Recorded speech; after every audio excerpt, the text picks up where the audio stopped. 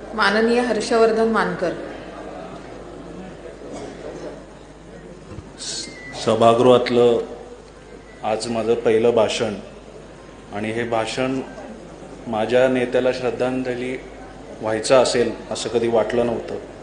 जेव्हापासून राजकारण कळते तेव्हापासून अजितदादा हेच माझे आयडल होते. आज महापालिकेच्या राजकारणाची सुरुवात करत असताना दादा बरोबर नाही आहेत याचं दुःख खूप मोठं आहे. हे काम करत असताना अजितदादांच्या मार्गदर्शनाखाली मला काम करायचं होतं.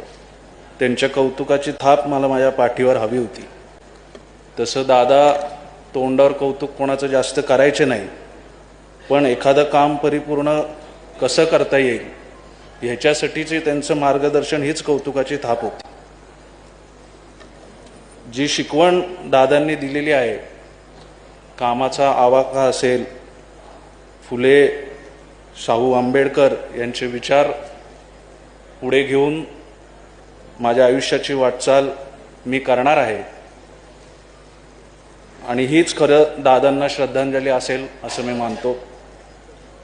त्याचबरोबर आदरणीय कलमाडी साहेब, ज्यांच्याबरोबर माझ्या वडिलांनी बरेच वर्ष काम केलं आणि त्यामुळेच त्या काळातील संवादसुद्धा मला कलमाडी साहेबांचा मिळाला. या पुणे शहरातील तेव्हाचं राजकारण, तेव्हाच्या घडामोडी मी फार जवळून पाहिलेल्या आहेत आणि त्यांची पण कार्यशैली बघायचं मला फार जवळनं अनुभव आलेला आहे. आणि मला असं वाटतं की पुण्याची नस कलमाडी साहेबांना माहिती होती. चांगले कार्यकर्ते कलमाडी साहेबांनी घडवले होते.